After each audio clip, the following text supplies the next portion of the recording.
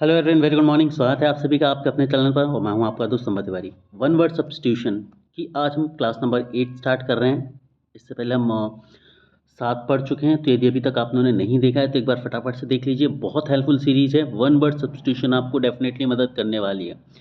English में grammar या grammatical portion से ज़्यादा one word substitution, idiom, phrases और वोकैबलरी मैटर करती है, क्योंकि हम सभी को पता है कि 20 में से आप ये मान के चलिए 15 क्वेश्चन हमें 2023 के एग्जामिनेशन में देखने को मिले थे और वही पैटर्न इस बार भी रिपीट होगा। तो इसी पैटर्न के हिसाब से आपको प्रिपरेशन जो है वो लगातार करती रहनी है। 1000 से ज़्यादा यहाँ पर हम जो वन वर्ड सब्स्टिट्यूशन आपको करा रहे हैं, और आज है आपकी सीरीज़ का 8वां पार्ट और हम आपको कैटेगरी वाइज करा रहे हैं यहाँ पर। तो इससे पहले हम 7 कैटेगरी कर चुके हैं अलग अलग, जैसे कि कल की क्लास में हमने एक्शन एंड हैबिट्स देखे थे। आज की क्लास में हम 8वां भाग देखने वाले हैं, यानी कि डेथ और आफ्टर लाइफ से रिलेटेड वन वर्ड सब्स्टिट्यूशन। तो ये आपके वन वर्ड सब्स्टिट्यूशन भी हैं, साथ में आपको ये वोकैबलरी में भी सहायता करेंगे, तो बहुत हेल्पफुल रहने वाले हैं आपको ओवरऑल। चलिए स्टार्ट करते हैं बिना टाइम को डिले हुए। स्टार्ट करते हैं डेथ और आफ्टर लाइफ पर बेस्ड हमारे वन वर्ड सब्स्टिट्यूशन। तो आज का पहला है डेथ ब्लो। डेथ ब्लो का मतलब क्या होता है? एक ऐसा प्रहार जो किसी निश्चित मृत्यु का कारण बने, मृत्युकारी प्रहार। तो ये हमने एक बार और देखा था, है ना। जैसे कि हम गेम खेलते थे बचपन में, जब मोर्टल कॉम्बैट इस तरह के गेम्स खेलते थे, तो उसमें लास्ट में जो प्रहार मारते थे वो मर जाता था, बहुत अच्छा सा एनिमेशन आता था, हम लोग खुश हो जाते थे। तो वही डेथ ब्लो होता है ना। या फिर फाइटिंग में, मूवीज़ में हम देखते हैं कि भाई लास्ट पंच लगता है और जो सामने वाला बॉक्सर होता है वो ढेर हो जाता है, तो डेथ ब्लो कहलाएगा। आगे बढ़ते हैं। डेथ रैटल क्या होता है? मतलब मृत्यु के ठीक पहले जब आदमी सांस लेता है तो सांस लेने की जो आवाज़ आती है, डेथ रैटल कहते हैं, ठीक है ना। तो इसको टाइम कम देगी क्योंकि ऑलरेडी एक बार हम पढ़ भी चुके हैं। फैटल फैटल का मतलब क्या होता है? जो जानलेवा या मृत्यु का कारण बने। मतलब फैटल एक ऐसी मिस्टेक, एक ऐसी गलती जो जानलेवा साबित हो सकती है, मृत्यु का कारण बन सकती है ना। ही suffered a fatal injury in the accident. He suffered a fatal injury in the accident. मान लीजिए कोई एक्सीडेंट में किसी के सर में चोट लग जाए, इस तरह का कुछ हो जाए तो फैटल। कैटेस्ट्रॉफी का मतलब होता है एक बहुत बड़ी आपदा। कैटेस्ट्रॉफी का मतलब क्या होता है? एक बहुत बड़ी आपदा। जैसे कि जो कोविड-19 था, ये कैटेस्ट्रॉफी था, है ना। हिरोशिमा नागासाकी में जो बम गिरे थे, कैटेस्ट्रॉफी थे वो। क्लियर? तो कैटेस्ट्रॉफी का मतलब होता है बहुत बड़ी आपदा। जैसे कि अभी यदि हम इंडिया में ही बात करें, तो अभी कुछ दिन पहले हमने देखा था उत्तरकाशी में बादल फट गया था, है ना। उत्तरकाशी में बादल फट गया था, तो it was a catastrophe in Uttarkashi. ठीक है, it was a catastrophe in Uttarkashi. Example क्या है? The earthquake was a major catastrophe. Next is delirium. What is delirium? Delirium का मतलब होता है मृत्यु से पहले तेज बुखार में उत्पन्न मानसिक भ्रम की स्थिति, है ना। तो जब आदमी जाने वाला होता है, मरने वाले होते हैं, तो उसके जस्ट पहले उन्हें बहुत तेज बुखार आ जाता है और उनका जो मेंटल जो बैलेंस है वो खराब हो चुका होता है उस समय। डेलीरियम बोला जाता है इसे। एक सेकंड का समय लूंगा दोस्तों। Next is that trap. That trap नाम से ही क्लियर है, एक ऐसा ट्रैप, एक ऐसा फंदा जो बहुत ज़्यादा खतरनाक हो और सामने वाले को लगभग मार दे। दैट ट्रैप बोलेंगे हम जिसे। जैसे कि हम चूहों को पकड़ने के लिए पिंजरा लगाते हैं, दैट ट्रैप है ना। कुछ लोग जंगली जानवरों को पकड़ने के लिए पिंजरे लगाते हैं, दैट ट्रैप होते हैं, जिसमें लगभग उनकी मृत्यु ही हो जाती है। जीनोसाइड क्या है? किसी जाति, समुदाय या समूह का योजनाबद्ध सामूहिक नरसंहार, जनसंहार, इसे क्या कहते हैं? जीनोसाइड, है ना। जीनोसाइड जैसे हम बात करें, जलियांवाला बाग जीनोसाइड हुआ था, मास केयर भी बोल सकते हैं, जीनोसाइड भी हुआ था। जब रॉयट्स होते हैं, जो कि कम्युनिटी रॉयट्स होते हैं, तो उस केस में किसी एक कम्युनिटी के बहुत सारे लोगों को मारा जाता है, जीनोसाइड कहलाता है, etcetera. Death toll. Death toll क्या होता है? किसी घटना में मरने वालों की कुल संख्या। दैट टोल का मतलब होता है नंबर ऑफ पर्सन किल्ड और died in any accident is known as death toll. ठीक है ना। जैसे कि उत्तरकाशी में 50 लोग जो थे वो मर गए थे, 50 लोग जो थे जिनकी जानहानि हुई थी, तो उन्हें क्या बोलेंगे? हम डेथ टोल बोलेंगे 50 को। डैमीज या डिमाइज। ठीक है ना। डिमाइज क्या होगा? किसी व्यक्ति की मृत्यु, विशेष रूप से सम्मान पूर्वक उल्लेख करते हुए निधन जो होता है, उसे हम डिमाइज कहते हैं। ठीक है। नेक्स्ट की तरफ हम बढ़ते हैं। नेक्स्ट इज है असैसिनेशन। असैसिनेशन क्या होता है कि जब किसी राजनेता या राजनीतिक व्यक्ति का राजनीतिक कारणों से योजनाबद्ध तरीके से मृत्यु करी जाती है तो उसे असैसिनेशन कहते हैं। Assassination means killing of a leader, killing of a political leader due to some political reasons, है ना। जैसे कि राजीव गांधी, इसके अलावा हम बात करें इंदिरा गांधी, इस है ना, इस तरह के बड़े जो लीडर्स हैं, महात्मा गांधी, ये जो बड़े लीडर्स रहे हैं उन सभी के बारे में हम बात कर रहे हैं। आगे बात करते हैं मॉर्चुरी। मॉर्चुरी क्या होता है? मॉर्चुरी का मतलब होता है वह स्थान जहाँ मृत शरीरों को अस्थायी रूप से रखा जाता है, शवगृह। ठीक है, जहाँ पर हमने देखा होगा डेड बॉडीज रखी जाती हैं उसको बोलते हैं मॉर्चुरी।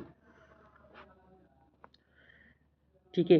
बियर, बियर क्या होता है? वह तख्ती या ढांचा जिस पर सबको अंतिम संस्कार के लिए ले जाया जाता है ना, जिसे हम बोलते हैं अर्थी, सामान्य भाषा में इंडिया में अर्थी जिसे बोला जाता है, तो बियर। पोस्टमार्टम, पोस्टमार्टम से हम सभी फेमिलियर हैं कि मृत्यु के कारणों का पता लगाने के लिए शव की चीरफाड़ जो की जाती है उसका जो परीक्षण किया जाता है ना, the test after the death of dead body to find the reason behind the death is known as postmortem. Move करते हैं हम आगे, मार्टेरी। ठीक है, मार्टर या मार्टरी क्या होता है? मार्टर का मतलब होता है जब कोई सैनिक युद्ध के लिए जाता है, सीमा पर उसकी मृत्यु हो जाती है, उनकी मृत्यु हो जाती है, मतलब वो शहीद हो जाते हैं, तो इसे हम क्या बोलेंगे? मार्टयर बोलेंगे। ठीक है। देश, धर्म या कर्तव्य के लिए अपने प्राण त्याग देना क्या कहलाते हैं? शहीद कहलाते हैं। विडोवर, विडोवर का मतलब क्या होता है? विडोवर का मतलब होता है एक ऐसा पुरुष जिसने अपनी जिसकी पत्नी की मृत्यु हो चुकी है। देखो, विडो मतलब एक ऐसी औरत जिसका पति नहीं हो, और विडोवर मतलब एक ऐसा पति जिसकी पत्नी नहीं हो। ठीक है, एक ऐसा पुरुष जिसकी पत्नी नहीं हो। डेड लेटर, डेड लेटर क्या होता है? एक ऐसा कानून या नियम जिसका अब कोई प्रभाव नहीं रह गया हो। मतलब डेड लेटर का मतलब a law which is not in existence as if now, मतलब कोई भी लॉ यदि अब एग्जिस्टेंस में नहीं है तो उसे हम क्या बोलेंगे? डेड लेटर बोलेंगे। ठीक है, क्या बोलेंगे भाई? उसे हम डेड लेटर बोलेंगे। आगे बात करते हैं क्रिमेशन। क्रिमेशन क्या होता है? मृत शरीर को जलाने की प्रक्रिया है, विशेषकर हिंदू रीति रिवाज। तो जा क्रिमेशन क्या होता है? क्रिमेशन सेरेमनी यानी कि अंतिम संस्कार। ठीक है, जिसमें हिंदू रीति रिवाज में हम जो शरीर है उसको पंचतत्व में विलीन करने के लिए उसे अग्नि के हवाले करते हैं, जलाते हैं, तो इसे हम क्या बोलेंगे? क्रिमेशन बोलेंगे। ऑबिचुरी, ऑबिचुरी का मतलब होता है निधन पर समाचार पत्र या माध्यम से प्रकाशित शोक संदेश। ऑबिचुरीज का मतलब क्या होता है? जो शोक संदेश प्रकाशित होते हैं ना, आप सभी ने देखा होगा न्यूज़पेपर में एक सेक्शन होता है जिसमें 2 3 4 5 ऐसे लोगों के बारे में शोक संदेश लिखे होते हैं, या उन्हें भावपूर्ण श्रद्धांजलि दी जा रही होती है। इस तरह के जो मैसेजेस होते हैं उन्हें हम ऑबिचुरीज बोलते हैं। क्या बोलते हैं? उन्हें हम ऑबिचुरीज बोलते हैं। आगे बढ़ते हैं एपिटैथ। एपिटैथ का मतलब क्या होता है? कब्र या समाधि पर खुदा हुआ वाक्य जो मृतक की स्मृति में लिखा गया हो, है ना। एपिटैथ मतलब क्या हुआ? एपिटैथ का मतलब हुआ कि जब आपने देखा होगा जो बेसिकली जैसे क्रिश्चियनिटी में, मुस्लिम्स में क्या होते हैं, हम शरीर को मृत्यु के बाद जमीन के अंदर दफना देते हैं, तो उसके ऊपर एक पिलर लगाते हैं छोटा सा, जिसके ऊपर नाम लिखा जाता है, उनकी डेथ डेट लिखी जा सकती है, या कुछ और भी मैसेज जो है वो लिखा जाता है खोद कर, तो उससे हम क्या बोलते हैं? एपिटैथ बोलते हैं। क्या बोलते हैं? हम उससे एपिटैथ बोलते हैं।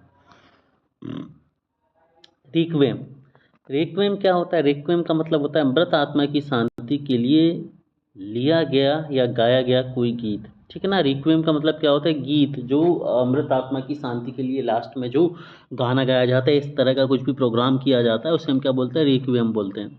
ठीक है, इसे कुछ और भी बोलते हैं। चलिए, नेक्स्ट है एमनीसिया या एमनीसिया। क्या है?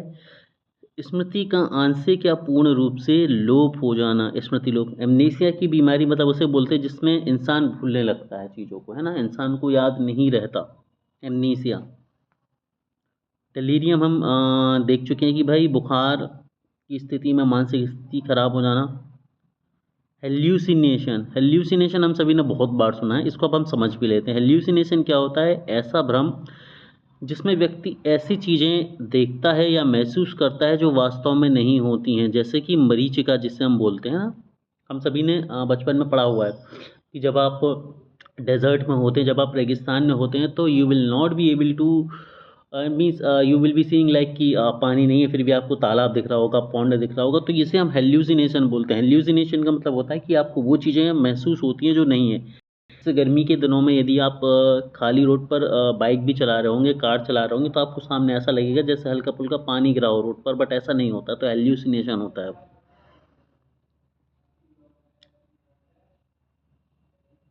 डेमेंशिया, डेमेंशिया क्या होता है? याददाश्त और सोचने समझने की शक्ति का क्षीण हो जाना, विशेषकर वृद्धावस्था में मानसिक क्षीणता कहलाती है। डेमेंशिया क्या होता है? डिमेंशिया का मतलब होता है सोचने समझने की शक्ति खत्म हो जाना। कोमा, कोमा क्या है? गंभीर बीमारी या दुर्घटना के कारण लंबे समय तक अचेत अवस्था में रहना या अवचेत अवस्था में रहना, इसे क्या बोलते हैं? हम कोमा बोलते हैं। कोमा मतलब when the person is not in his और हर कॉन्शियसनेस, है ना, वो कॉन्शियसनेस में नहीं होता, वो कोमा में चले जाते हैं। शॉक, शॉक क्या होता है? अचानक लगी बुखार या अनुभव से तीव्र मानसिक आघात जो होता है। शॉक का मतलब होता है कि आदमी को एक मेंटल शॉक लगता है कि उसे उससे उस समय कुछ समझ नहीं आता, उसके जो बॉडी के सेंसेशन होते हैं वो काम करना बंद कर देते हैं, तो शॉक इसे हम बोलते हैं ना। She went into shock after hearing the tragic news. Trance, trance क्या है? अर्धचेतन या ध्यान की अवस्था जिसमें व्यक्ति बाहरी दुनिया से लगभग कट जाता है। ट्रांस मतलब हम बोलते हैं ना, ट्रांस में पहुंच जाते हैं, है ना। जैसे कि आप कभी कोई भजन सुन रहे हो या कोई ऐसा सॉन्ग सुने जिसके बाद आप बिल्कुल एकदम से अलग दुनिया में चले जाएं, खो से जाएं थोड़ी सी देर के लिए, या आप मेडिटेशन बहुत अच्छा करते हैं, तो आप बिल्कुल मेडिटेशन करते समय हल्का फुल्का महसूस करने लग रहे हो, आप जिस जगह पर, उस जगह के बारे में आपको खबर ही ना रहे, उस जगह के बारे में आपको कोई आइडिया ही ना रहे, आपको लगे कि आप वहाँ पर प्रेजेंस नहीं हैं, ऐसी स्थिति को हम ट्रांस बोलते हैं, कि आप ट्रांस में चले गए। पैरालिसिस, पैरालिसिस से हम सभी फैमिलियर हैं कि भाई जब शरीर के कोई अंग काम करना बंद कर दे तो पैरालिसिस कहते हैं ना। When any part and any part of body, है ना, बिकम आइडल, मतलब is not able to move, is not able to act, the situation is known as paralysis. अगला है यूथेंसिया। यूथेंसिया क्या होता है? असहनीय पीड़ा से ग्रस्त व्यक्ति की इच्छा से दी गई शांतिपूर्ण मृत्यु, यानी कि मान लीजिए किसी को कोई बहुत भयंकर बीमारी है, तो इंडिया में एक रूल है कि भाई वो राष्ट्रपति से मृत्युदान मांग सकता है ना। तो उस केस में उसे एक मृत्युदान दे दिया जाता है। मृत्युदान का मतलब उसे परमिशन दे दी जाती है कि वो आत्महत्या कर सकता है। लेकिन देखो, इसे आत्महत्या नहीं कहेंगे। आत्महत्या मतलब लोगों ने बिना किसी से लिए अपने मन से कर ली तो आत्महत्या, सुसाइड है। लेकिन जब वही सुसाइड आप एक परमिशन लेते हैं अपनी अथॉरिटी से और फिर आप मृत्यु को प्राप्त होते हैं, तो इसे हम क्या बोलते हैं? यूथेंसिया। न्यायालय से इच्छा मृत्यु पर लेना या राष्ट्रपति से लेना बेसिकली। मार्टियर हम डिस्कस कर चुके हैं, तो we will not discuss it. Postmortem discuss कर चुके हैं, है ना। रीइंकारनेशन को अब हम समझते हैं। रीइंकारनेशन होता है पुनर्जन्म। नी रीइंकारनेशन क्या होता है? पुनर्जन्म, ठीक है। तो आत्मा का एक शरीर को त्याग कर दूसरे शरीर में जाना। खैर इतनी टफ डेफिनेशन आपको याद नहीं रखनी है, आपको बहुत बेसिक सी डेफिनेशन याद रखनी है कि रीइंकारनेशन का मतलब होता है पुनर्जन्म, ठीक है, यही ज़रूरी है बस। उसके बाद होता है सोल, सोल यानी कि आत्मा, ये तो हम सभी जानते हैं, तो इसको भी हम डिस्कस नहीं करेंगे। हेवन यानी कि स्वर्ग, हेल यानी कि नर, किसी भी हम याद नहीं रखेंगे। मोक्ष, मोक्ष मिलने का मतलब क्या होता है? इंडियन कल्चर में, हिंदुइज्म में मोक्ष वर्ड को बहुत यूज़ किया। मोक्ष का मतलब होता है कि जब आप जन्म मृत्यु के बंधन से फ्री हो जाए, when you break the cycle of life and death, है ना। साल्वेशन क्या होता है? आत्मा का सभी सांसारिक बंधनों से छुटकारा पाना, आत्मा की मुक्ति, यानी कि मोक्ष का ही दूसरा नाम है साल्वेशन, ठीक है। पेनेंस, पेनेंस क्या होते हैं? किए गए पापों या गलतियों के लिए पश्चाताप स्वरूप की गई कोई तपस्या पेनेंस कहलाती है। आप सभी ने देखा होगा कि बहुत सारे, जैसे कि मान लीजिए कोई पुराने जो साधु संत होते थे वो पहाड़ों पर चले जाते थे, हिमालय पर चले जाते थे, या कुछ इस तरह की जो एक्ट किए जाते थे जिससे आप अपने पुराने पाप धो सकें, पेनेंस कहलाते हैं वो। अगला है जजमेंट। जजमेंट क्या होता है? जजमेंट का मतलब होता है मृत्यु के बाद अच्छे और बुरे कर्मों का ईश्वरीय मूल्यांकन होने का विश्वास। मृत्यु के बाद मूल्यांकन मतलब लोग बोलते हैं ना कि भाई भगवान देख रहे हैं, भगवान हिसाब किताब करेंगे। या हम बोलते हैं ना कि जब ऊपर जाते तो चित्रगुप्त जी बैठे हैं आपका पूरा हिसाब किताब लेके कि हाँ भाई साहब कितने सावन में क्या क्या किया, समझ रहे हैं ना। तो उस तरह की चीज़ें जजमेंट्स, उसको हम जजमेंट बोलते हैं कि भाई अब आप स्वर्ग में जाओगे, अब आप नरक में जाओगे। तो दोस्तों यहाँ पर आपकी आज की क्लास ख़त्म होती है। हमने आज 15 मिनट में 39 वर्ड को कंप्लीट करा है और हमारी कोशिश यही है कि कम समय में ज़्यादा वर्ड्स को कंप्लीट करें ताकि आपका समय कम यूज़ हो, कंटेंट आप ज़्यादा कंज्यूम करें। Have a great day. पढ़ते रहिए, आगे बढ़ते रहिए। फ्री क्लासेस आपकी चल रही है तो यूट्यूब पर, तो नॉलेज कैसे जुड़े रहिए।